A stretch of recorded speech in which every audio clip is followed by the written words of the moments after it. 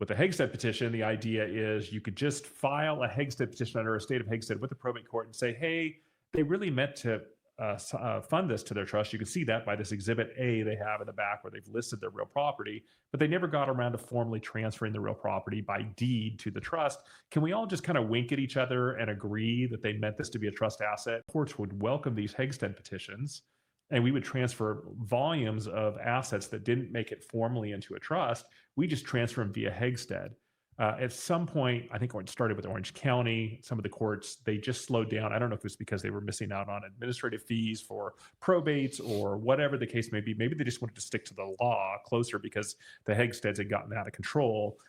So now if an asset is outside of the trust, it's a much tougher burden, or you have to rise to a standard much higher than just typically saying, well, they attached it in Exhibit A, therefore let's treat it like a trust asset.